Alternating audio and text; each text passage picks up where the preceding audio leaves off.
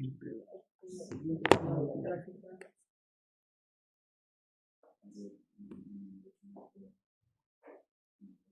Para este examen que viene en la parte práctica son 5 prácticas, ¿ah? Por si acaso. Vamos a ver a continuación un video sobre lo que son las enfermedades micóticas oportunistas, ¿no?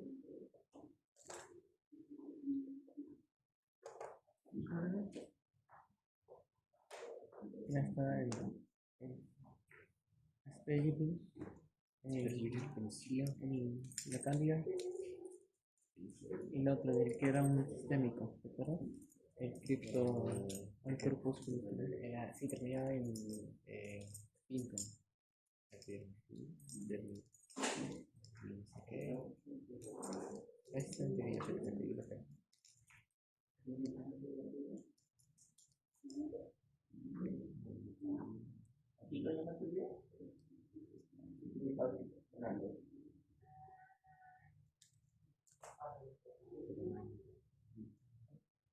El tema ahora es el COVID-19. Como sabemos, el COVID-19 sanitaria y tenemos impacto en la salud pública que puede contaminar colocar, causar infección. Este aumento de patógenos de interacción entre los alrededor del entorno. Por eso de antibióticos profilácticos, fundamentalmente por la inmunosupresión grave.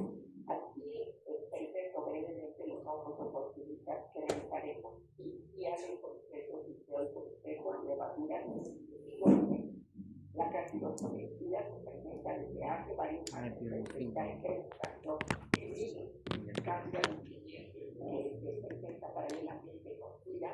Todavía no tiene un concepto de identificación, pero no cree que después de los 45 grados, ninguno comprometido son más susceptibles a infecciones por cándida por la baja capacidad de vegetal y por ventilador relacionado con respuestas de H1. Ahora cándida aún ocasiona cancerígenas significativas. Ha emergido desde los continentes se relaciona con epidemias patrimoniales de actividades de cuidados intensivos. Es una cepa muy resistente en casi solo de llagas positivas. Su prevalencia es desconocida. Hay dos hechos inciertos del control del virus. No hay una identificación genómica que necesita un antitóxico PCR. Vean cómo los puntos rojos se han ido incrementando continentes y ideológicamente en forma molecular en 4 claros: el de África, el de Corea, el de India, Pakistán y el de Venezuela. Colombia tiene ya apareció en el caso de Cándida, aunque 3 meses después aparecieron 12 casos de la unidad de SARS-CoV-2. Esto está relacionado con el aumento en la mortalidad. Y evidentemente participamos en la publicación de artículos sobre la resistencia leucócica de Cándida aún relacionada con genes de estudio. Y ahora existe la financiamiento que hay resistencia a inmunoterapia. También es complicado esta nueva cepa de Cándida que está relacionada con crónica total, crónica crónica y diabetes. Criptococcus ocasiona infección pulmonar y del sistema nervioso central que tiene una mortalidad muy alta y ahora hay nuevas especies de criptococcus de neoformes, faciliformes, de y de cagar. Decimos como este caso excepcional una criptococcus en un paciente que tiene SIDA y con una manifestación en boca. Que todas las criptococcus y criptococcus son infecciones fúngicas de mayor prevalencia en pacientes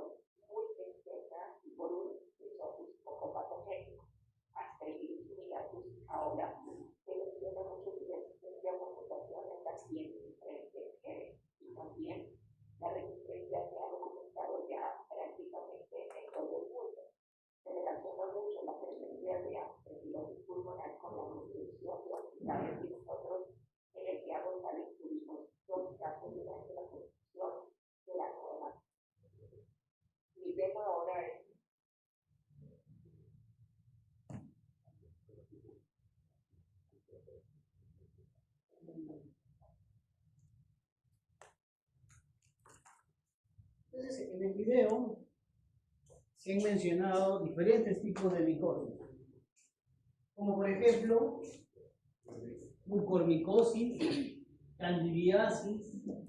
¿Qué más sabían? Mitosis. ¿Cómo? Sigomitosis. Cigomicosis. ¿Alguna otra más mencionaron? ¿Bicho? Psicosporo. No, Bichosporo, que es un tipo de... Entonces, estos son hongos que en su mayoría, como mencionaban ahí, son del tipo oportunista, Aspergillus fumigatus. ¿Qué significa oportunistas? Que en casi la mayoría de casos se presentaban en pacientes que tenían su sistema inmunológico reducido, estaban inmunodeprimidos, personas con VIH, ¿correcto? Entonces, esto es en particular la micosis, pero no necesariamente se ve, porque hay otros tipos de micosis que van a afectar el cerebro. Correcto, entonces hoy día justamente vamos a ver cómo es el diagnóstico de hongos para interpretar y poder realizar algún diagnóstico en el caso de que haya alguna micosis. En general, obviamente, porque esto es muy particular. A ver, tenemos ahí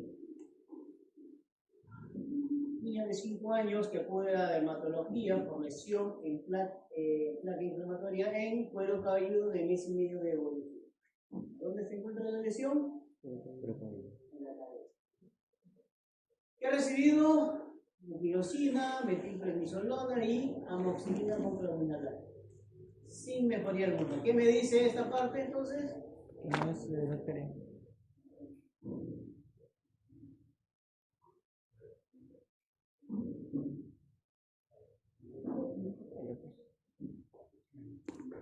¿Qué podría decirme ahí? Que se presenta alguna resistencia o que... ¿O qué más? No es una bacteria. Que no es una bacteria. Que no es una bacteria. La mopiroxina es un antibacteriano tópico, o sea, es una crema. La metilprednisolona es un antiinflamatorio. Y la amoxicilina con clorminaldehido, ¿qué es? ¿No? Un antibiótico. Un antibiótico. Y me dice que no hay mejoría. ¿Qué más nos dice? El niño duerme con su perro. ¿Por qué? Vamos a ver. Al examen se aprecia en el cloro cabelludo placa sobreelevada, eritomatosa, alopésica. ¿Qué significa alopésica? Con escamas y bordes costrosos. El resto de la floración normal. ¿De quién se trataría? Tiene capitis. ¿Por qué tiene capitis? ¿Qué tiene que ver con su perro?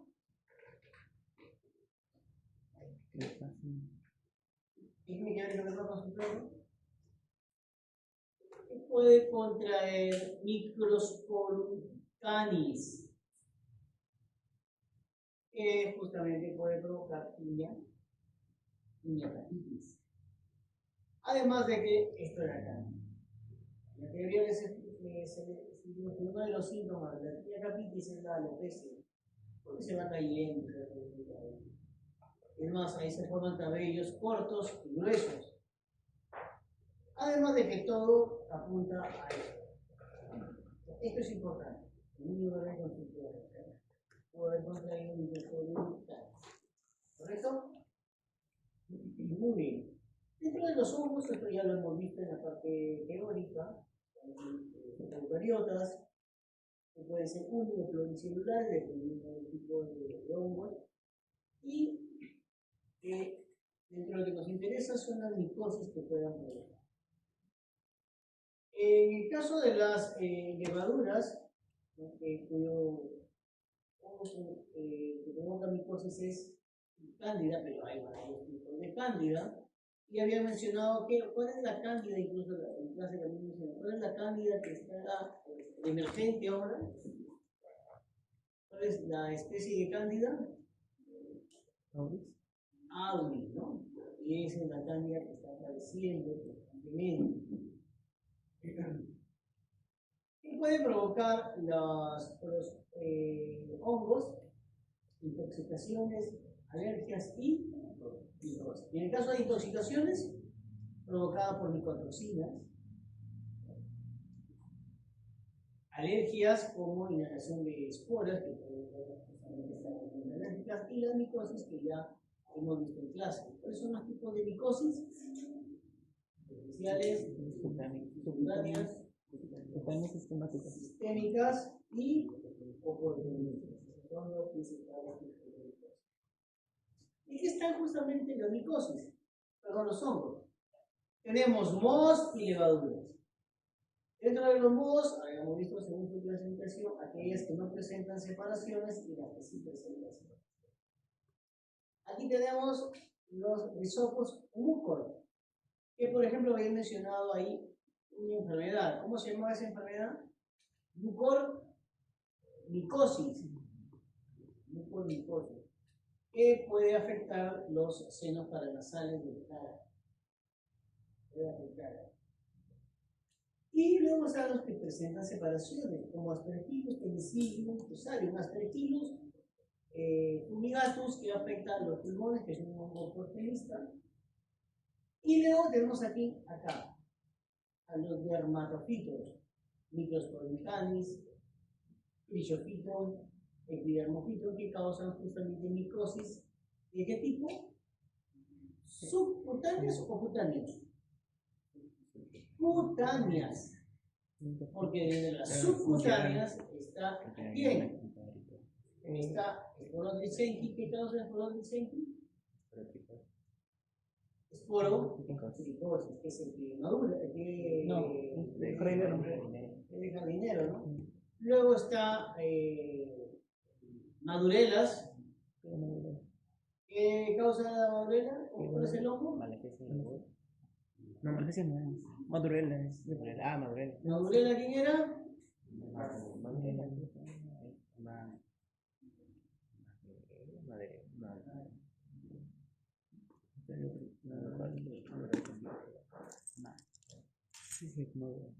¿Qué causa la madurela? Pide madura, ¿no? Provocada por aquí. ¿Cómo se llama esa de? Cromo y cobre. Eso ya lo saben. Pero miren, estos 4 primeros no es como el último, el telesporosis, que es una subcutánea. Estos después son hongos sistémicos, sistémicos o endémicos. ¿Qué significa esto? Que estos hongos provocan micosis graves. Los verdaderos hongos patógenos. Que en particular tienen, vamos a ver que todos estos presentan dimorfismo. ¿Qué significa dimorfismo? Que pueden ser levaduras. Cuando es levadura es a 37 grados centígrados y moho a 25 grados centígrados. Y dentro de las levaduras, por ejemplo, tenemos a las que pueden presentar pseudohifa como Candida albicans. Hay otros que solo presentan blastoconidios, como son los Cryptococcus o Candida glabrata, siendo el Cryptococcus un tipo de hongo oportunista. Acá vemos algunas estructuras fúngicas. En este caso, vamos a ver ahí las macroconidias de estos dermatofitos, como Microsporum, o Cryophyton, o Epidermophyton. Esas son las macroconidias de estos tipos de hongos que causan micosis. Para la toma de muestra, aquí viene ya para el diagnóstico. Por ejemplo, tenemos un examen directo, donde se hace un raspado, como sea, o en la parte donde se ve afectada, en las uñas, y lo que se realiza es un análisis directo con hidróxido de potasio al 20%. Hidróxido al 20%. ¿Para qué sirve este hidróxido de potasio? Para disolver la queratina de la piel o de las uñas.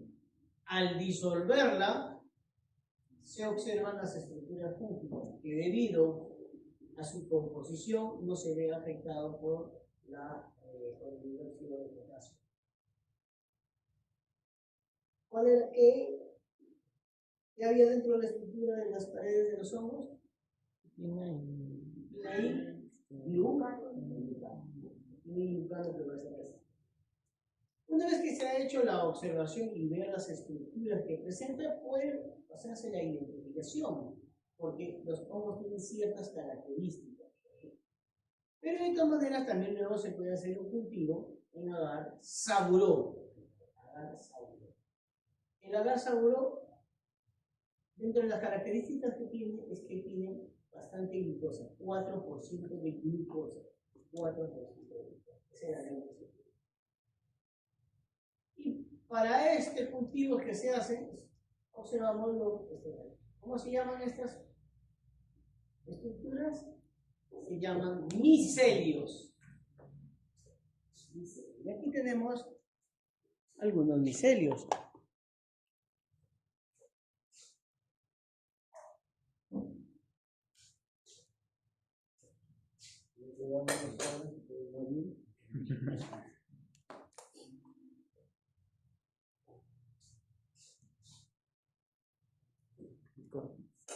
Esos son los micelios. Eso es cuando se hacen cultivos. Y los micelios son conjuntos de hijas.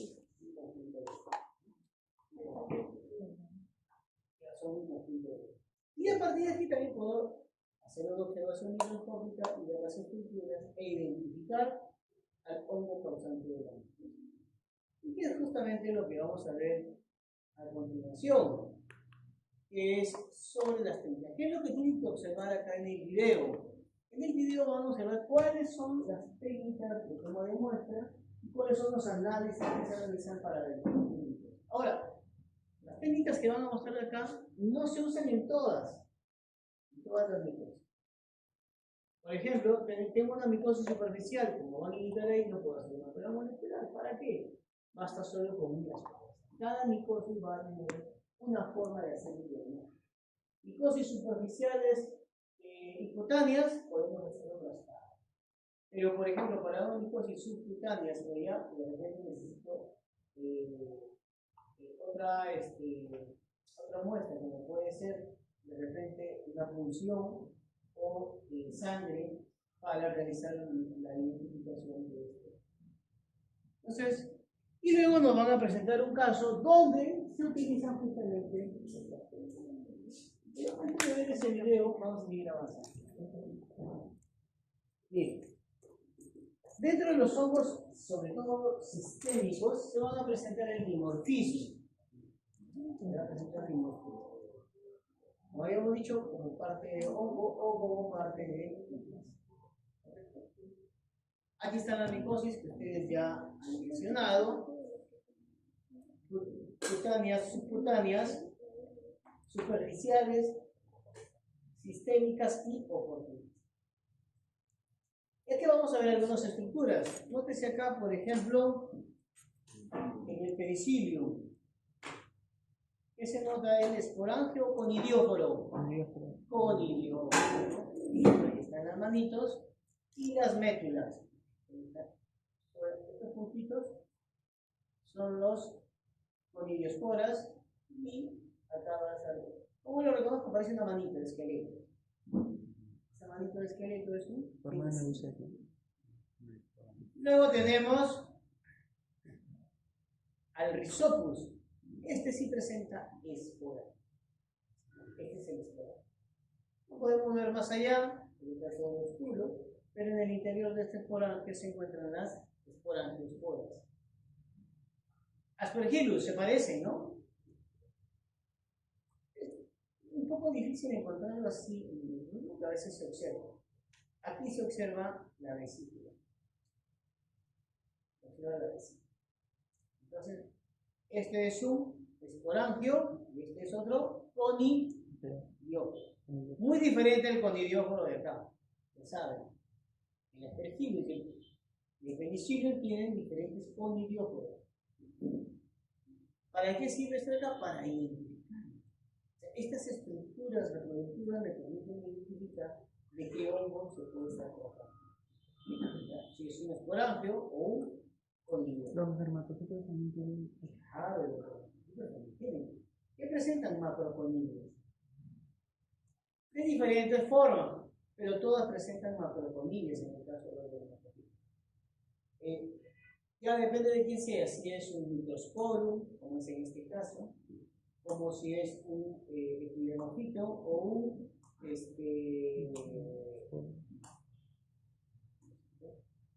miren, mira la macroconilla de un epidermofito. Es muy diferente a la de microsporum, ¿correcto? Y muy diferente a la de fusate.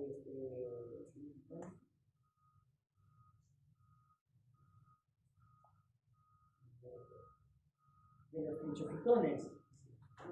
Este es microsporum, epidermofitón. El otro, ¿cuál era? Crichosporum rubrum. Acá está que todas estas son macro.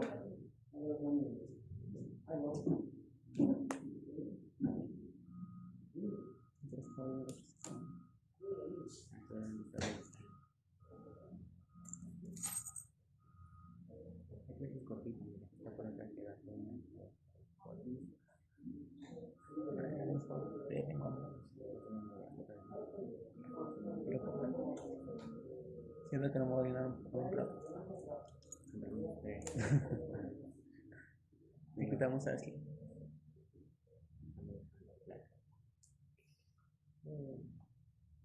¿Qué era cuando dos textos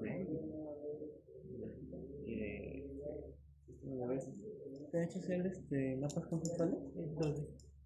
La doctora. Eso pues, no. De hecho, un mapa así conceptual en una revista. De aquí tengo eso. Me la zona de clase. Pero sabes todo. Esta vez entré y dijo que ya no bien.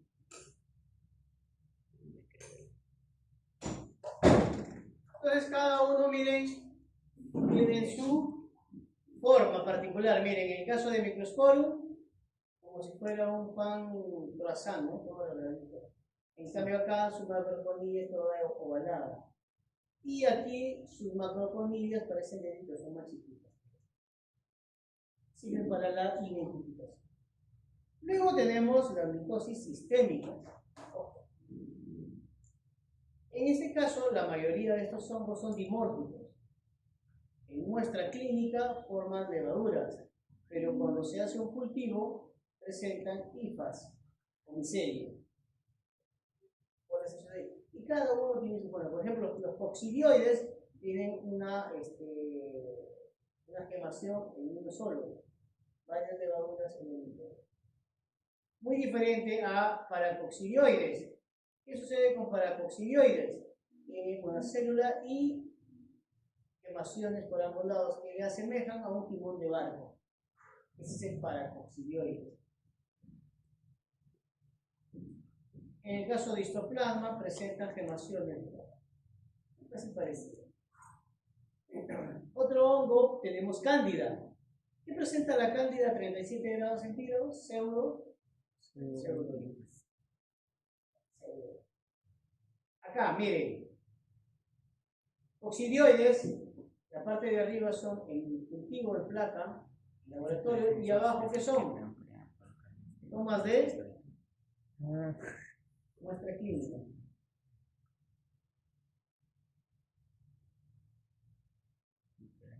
Miren cómo se está este hongo. ¿Correcto? Hongos multigemantes aquí en el interior encerrados en un solo sitio.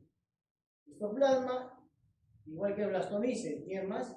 Son sus blastoconillas. Histoplasma, igual, el multigemante.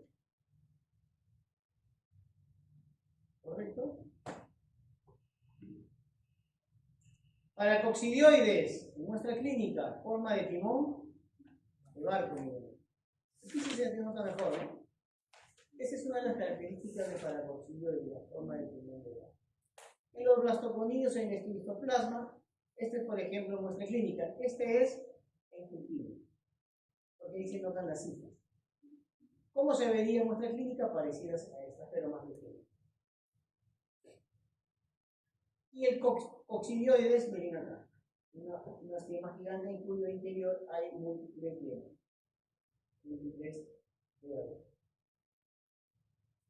Antes de eso, vamos a ver el video que acabo de mencionar.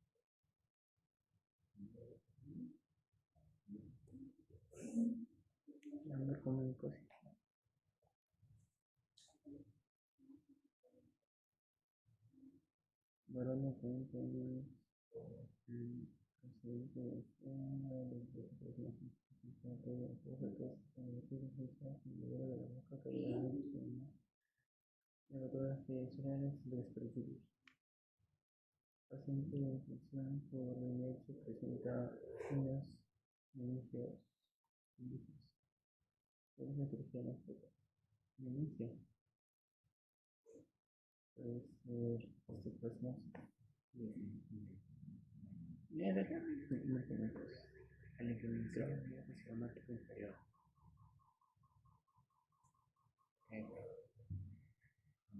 Coloración de la Asia provocada necrosis. El único medicamento que hace necrosis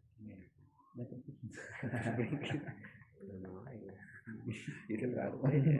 Qué raro.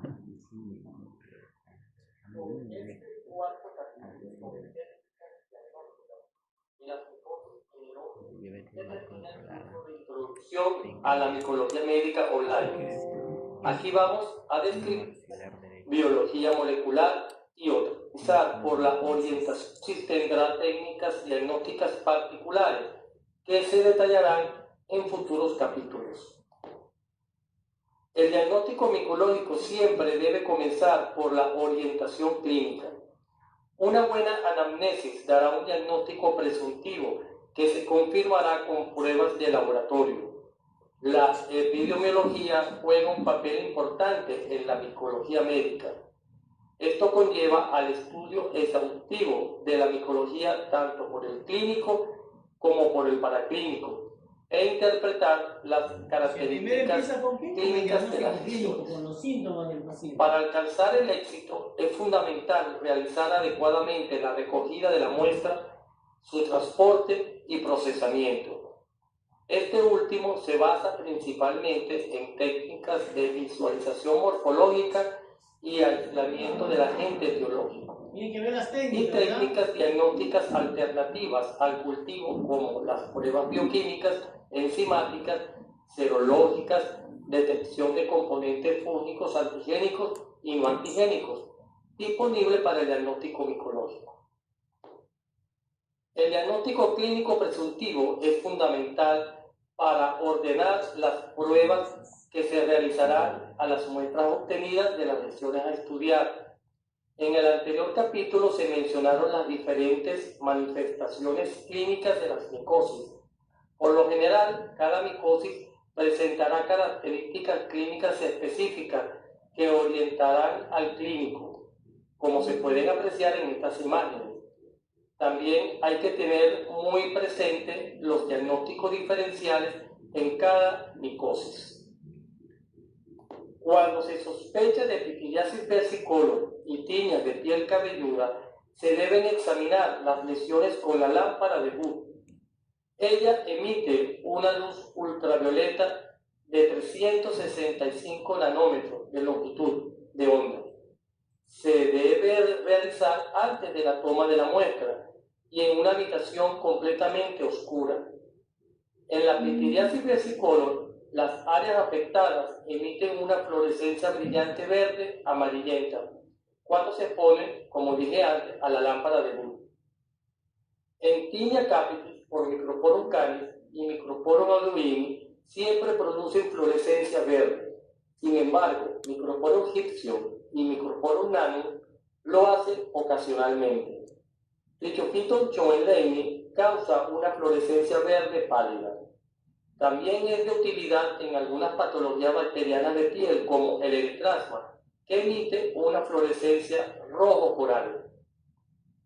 La toma de la muestra es importantísima para terminar con éxito las diferentes pruebas de laboratorio y llegar al diagnóstico definitivo de la micosis en estudio. La primera consideración a tener en cuenta antes de tomar la muestra es no haber recibido tratamiento antimicótico por lo menos 10 días antes, para que el hongo a estudiar no esté inhibido por dicho tratamiento.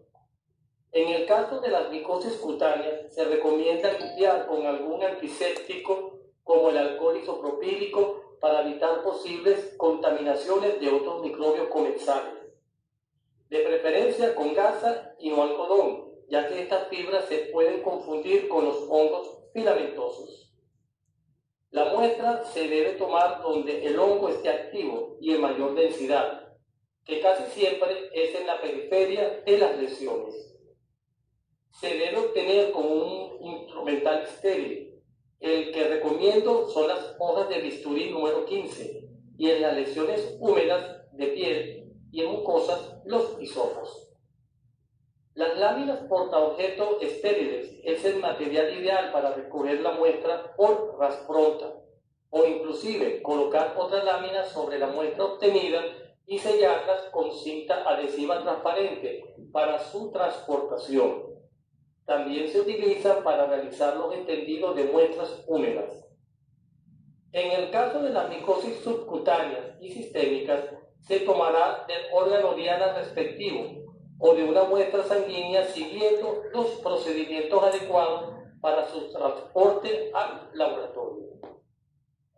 En las tiñas del cuerpo se realiza raspado del borde de la placa hasta obtener suficiente muestra. En las onicomicosis, como en este caso, en su variedad distrófica total, se toma el detritus debajo del plato unguial y también del lecho unguial. En las lesiones húmedas o purulentas, como en el queyon de Celso, un hisopado sobre las pústulas es satisfactorio.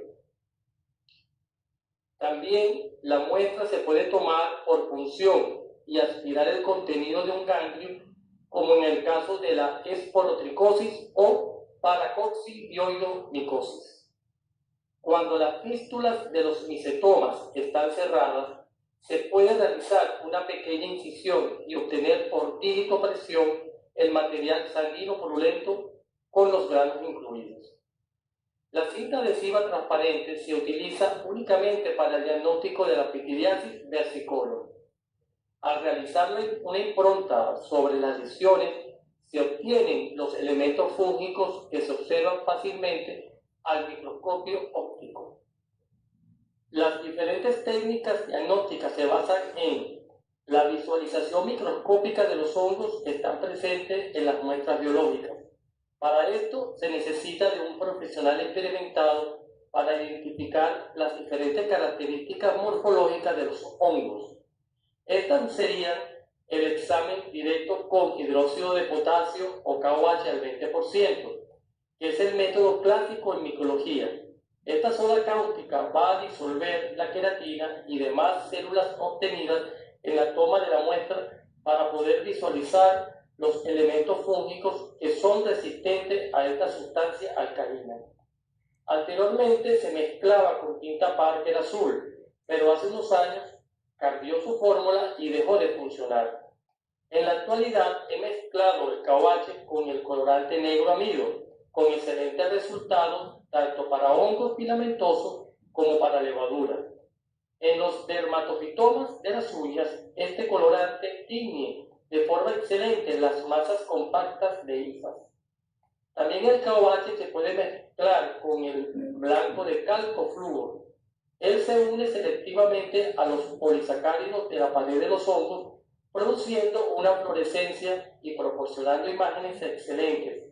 pero exige el uso de un microscopio de fluorescencia que es de muy alto costo. Las improntas de la pitiriasis versicolor se pueden observar directamente al microscopio óptico o previa coloración, como por ejemplo con azul de metileno, y visualizar de forma excelente las levaduras e hifas cortas de la malacesia. En micología se utiliza la tinta china como una tinción al negativo para evidenciar la cápsula del Cryptococcus. Otra de las técnicas diagnósticas de visualización microscópica es la realización de extendidos y teñirlos, como por ejemplo con Giemsa en el diagnóstico de la histoplasmosis. Otro método diagnóstico es la realización de biopsias. Por medio de esta técnica se pueden evidenciar su reacción tisular y los elementos fúngicos. Las paredes de los hongos se colorean pobremente con la tinción de hematocerina y osina. Por esta razón, se deben de realizar coloraciones especiales para hongos como el PAC y la tinción argéntica de Gromor y Grocos, que tiñe selectivamente las paredes de los hongos. Y si se desea teñir la cápsula del Cryptococcus, se recurre a la tinción de Musicarmín de Mello. La técnica del cultivo se va a identificar el agente etiológico y corroborar su etiopatogenia. Es la prueba gold estándar en microbiología. Dependiendo de su composición, pueden ser generales como el agar saburón o el medio casero Lactrimer, diseñado por Borelli. También los hay enriquecidos como el cerebro corazón para el aislamiento de hongos exigentes como el histoplasma capsulatum. Selectivos como el micocel, que contienen antimicrobianos para inhibir el crecimiento bacteriano, y el de algunos hongos ambientales que pueden impedir el aislamiento del hongo patógeno. También los hay medios diferenciales, especializados, y en el caso de los hongos dimorfos, se deben incubar a temperatura ambiente y a 37 grados centígrados. La técnica del microcultivo es necesaria para la obtención del tipo de reproducción asexuada, clave en la identificación definitiva del hongo aislado. Es importante señalar que cada género tiene un tiempo determinado para su crecimiento in vitro. Hay algunos hongos que crecen a las pocas horas, otros a la semana, y los productores de micosis profunda hay que dejarlos incubando hasta por 45 días. Se puede recurrir a muchas otras pruebas diagnósticas que se basan en reacciones bioquímicas, enzimáticas, pruebas inmunológicas, pruebas moleculares, imagenología, etc. Todo ese arsenal de herramientas diagnósticas en muchas ocasiones es indispensable para el correcto diagnóstico de la micosis en estudio. En las siguientes láminas vamos a exponer un caso clínico donde se demostrarán las diferentes herramientas para llegar al diagnóstico definitivo. Se trata de paciente masculino de 36 años de edad, agricultor, natural y procedente de Valencia, Venezuela, quien consulta facultativo por presentar macroquelia, keilitis y úlcera en ala nasal izquierda de 6 meses de evolución. Aquí detalles de las lesiones. Además, enfermedad periodontal crónica con sacos periodontales profundos, sarro dental abundante y movilidad dentaria. Y en paladar blando, estomatitis moriforme constituida por exulceración de consistencia firme con puntos hemorrágicos, no dolorosa, de 1 año de evolución. También presentaba disnea. En mucosa yugal derecha, pseudomembranas blanquecinas siguiendo la línea blanca. Las pruebas de laboratorio se iniciaron con la toma de muestra de paladar blando, ala nasal, labio y mucosa yugal. En el examen directo con KOH y negro amido de paladar blando, úlcera de ala nasal y labio, se visualizaron abundantes levaduras grandes multigemantes. Algunas levaduras en timón de barco, característica del oncodimorfo Paracoccidioides brasiliensis. En el examen directo con KOH en comisura labial y mucosa yugal, se observaron abundantes levaduras pequeñas, unigemantes, con largas pseudohifas características del género Candida. El estudio citológico con GIEMSA de la úlcera en ala nasal, se observaron levaduras multigemantes, pobremente teñidas en el citoplasma de macrófagos. No se observaron formas amatigota de desmania, que era su diagnóstico diferencial. El cultivo de las lesiones blanquecinas en la comisura labial y mucosa yugal se aisló Candida albicans a las 48 horas de incubación. Se corroboró con el medio de cultivo promogénico en donde las colonias de Candida albicans adquieren un color verde pálido a través de unas reacciones bioquímicas y enzimáticas. El cultivo de las úlceras se aisló el oncodimorfo Paracoccidioides brasiliensis a partir de los 20 días de incubación.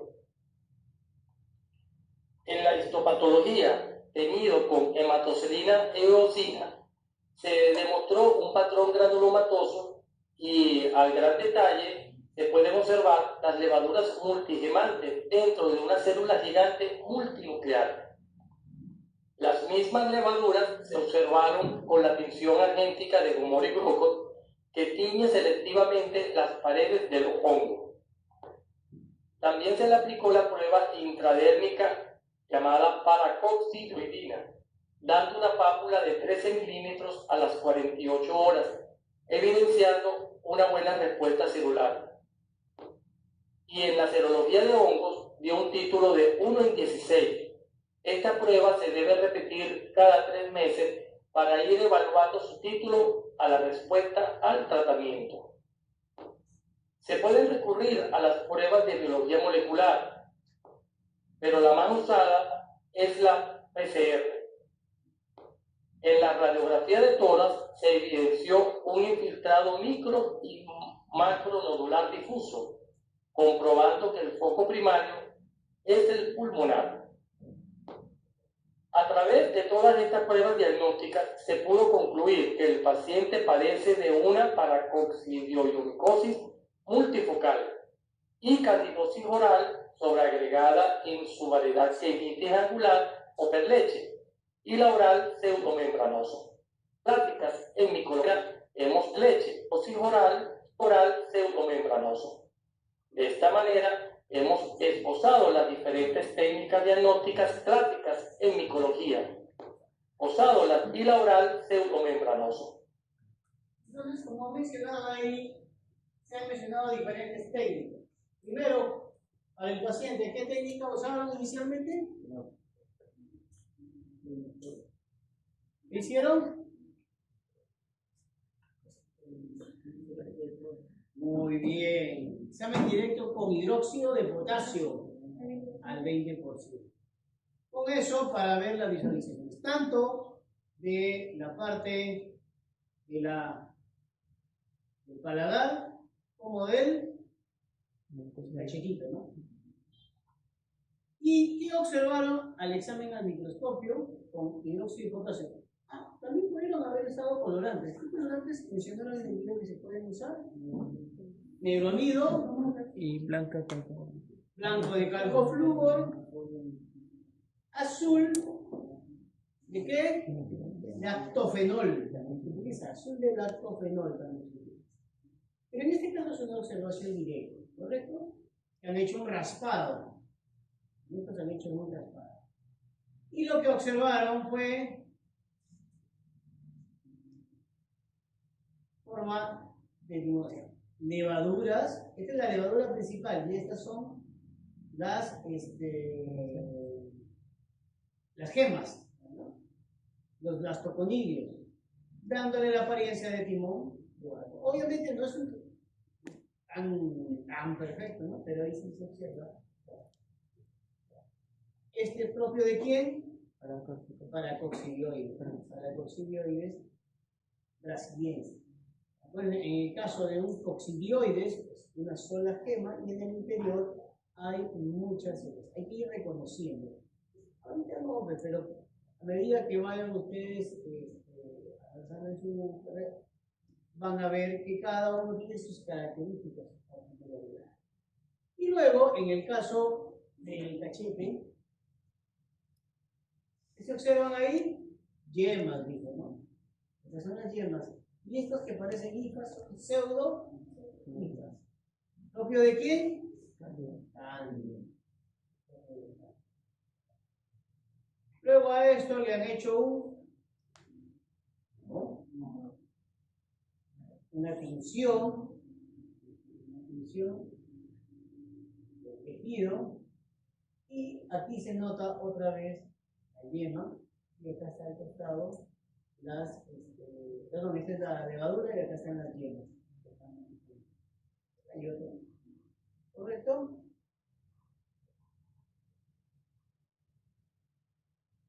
Luego realizaron un cultivo tanto de la cándida como del paracoxidioides. Y si nosotros el paracoxidioides tomábamos una muestra y lo observamos al microscopio, ya no se observa de forma de timón de blanca. Se observa en el lado. Esa es la diferencia. Luego, histopatología, también se observa en las yemas. Vamos.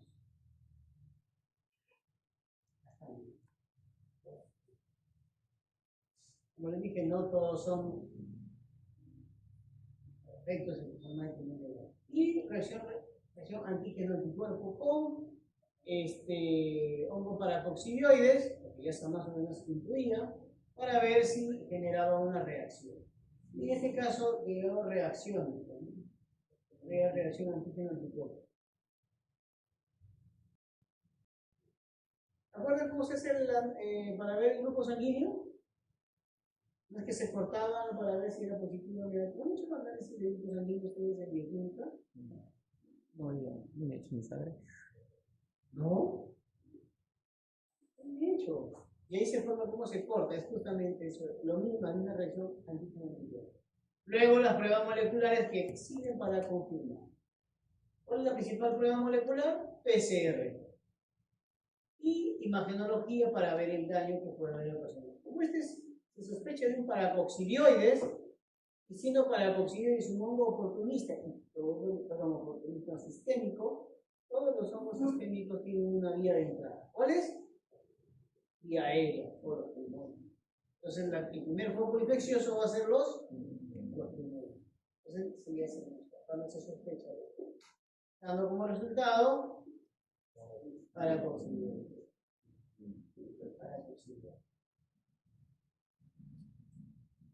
Muy bien. Dicho eso de ahí,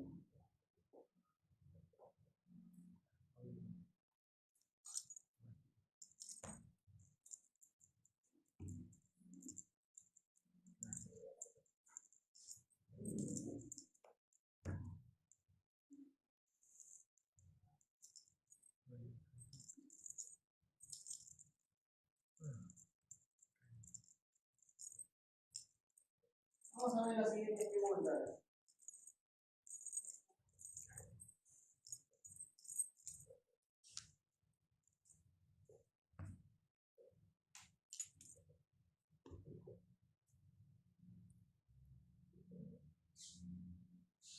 Mujer de 24 años,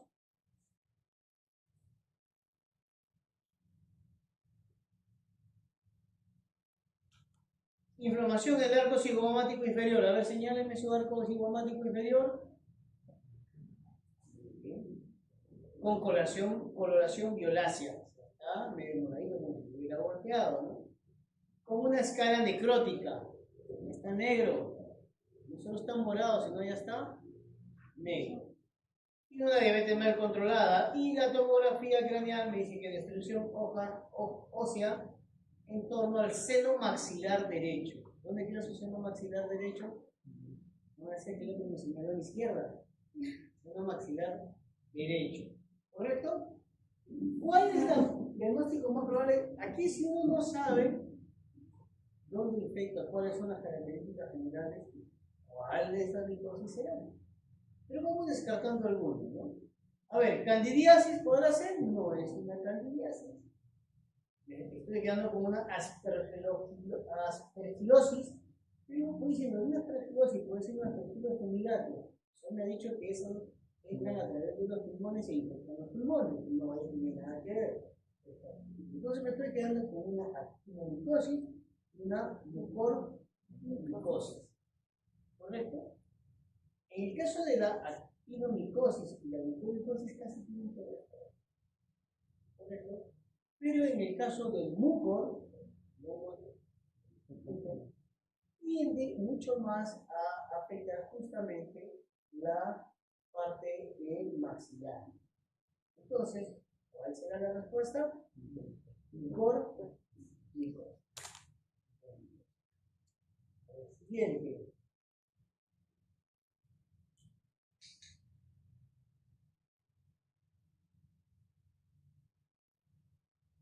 Esta es del año 2025. Vamos al 2012.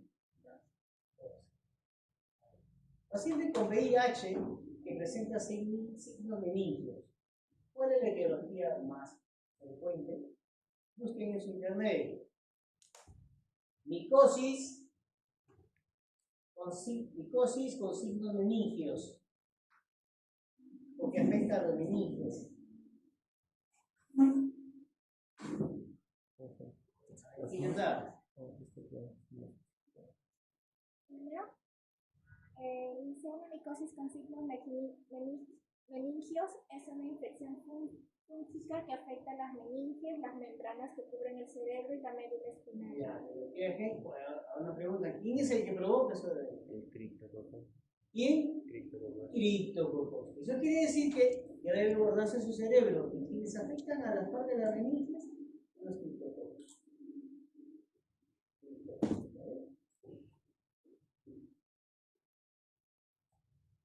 Es una micosis que afecta en su mayoría, más frecuentemente, no siempre, pero frecuentemente.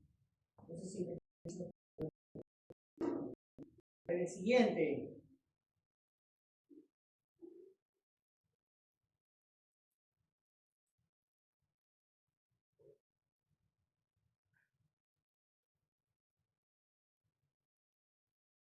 La pregunta.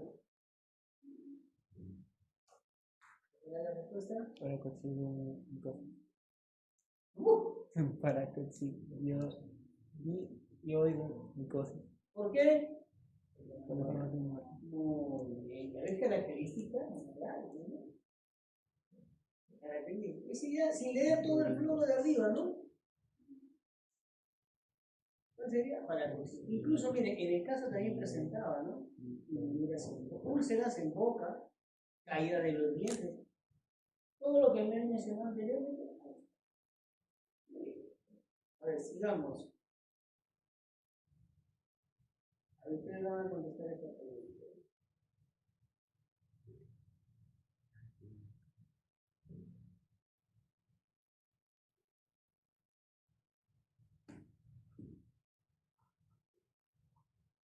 Forma que presenta más habitual de una actinomicosis. Esta es una actinomicosis. Entonces, ¿cuál será la respuesta? Sedimentación. Esa es la forma muy frecuente que para actinomicosis. Por eso, actinomicosis, ¿dónde se ubica? Sedimentación.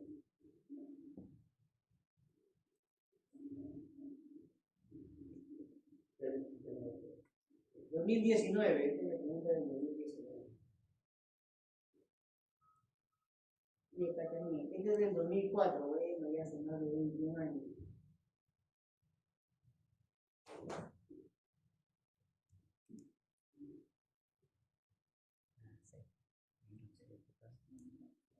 ¿Respuesta? ¿Cuál es? ¿Ya hemos visto? Sí, hidróxido de potasio. ¿Al cuánto? Tan fácil que es una pregunta. El siguiente.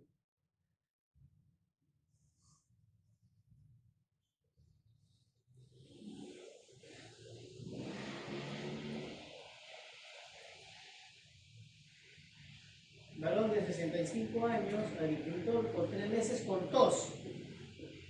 Eso quiere decir que algo debe tener en los pulmones. Presenta fiebre, anorexia, baja de peso, que la gente no está comiendo. En la radiografía, aquí, esta lectura es muy jodida. ¿Por qué? Porque yo no entiendo muy bien eso de ahí, no voy a dar con la respuesta. ¿Qué me dice? Infiltrado bilateral con cavidades en lóbulos superiores. Hay como ramificaciones en el interior, con cavidades. Quiere decir que hay daño pulmonar, hay manchas negras. A nivel del mediastino, lesiones compatibles con ganglios calcificados. Inicialmente podríamos haber sospechado que era una TV, pero ¿qué me dice el BK? Negativo. Por eso el diagnóstico más probable es que estamos hablando nosotros también. Es jodido, ¿no? Es muy específico para dar un diagnóstico. Pero bueno, y no es necesario. 2017 está tan lejos.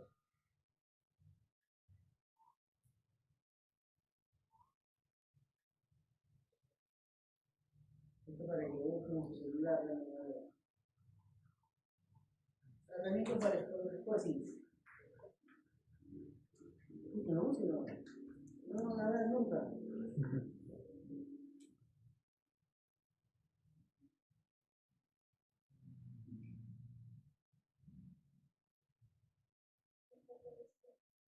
Intraconoso. Ahí te lo voy inmediatamente. Es un tratamiento para lo que es. Pero estamos hablando del 2005, probablemente ese sí hace 20 años. Ya haya cambiado, la gente no hace.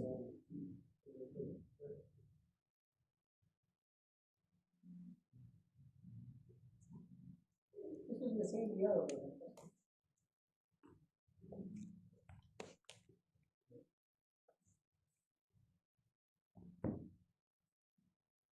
Recuerden que les dije que nos confundíamos entre una mucormicosis y actinomicosis. Miren dónde afecta también la actinomicosis, ¿no? Por eso decía una mucormicosis o una actinomicosis. Ambas afectan esta parte.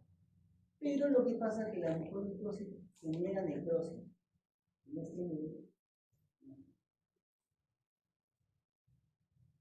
Ahí te quedaba la duda, pero si el profesor me ha dicho que lo más habitual es el cérvico facial, no. Y aquí donde estaba afectado justamente toda esta parte. Entonces de ahí, muy bien que ustedes avancen luego ya y cuando hagan su internado van muy bien. Les he conseguido un banco, buen banco de casi 50.000 preguntas de los exámenes de verano. Lo voy a enviar para que lo lean, lo estudien. Creo que está hasta el año 2000. Os creo, está bien incompleto. ¿Dudas, preguntas, consultas? Muy bien, vamos a ver algunas estructuras fúngicas hechas que tienen ciertas correlaciones. Por ejemplo,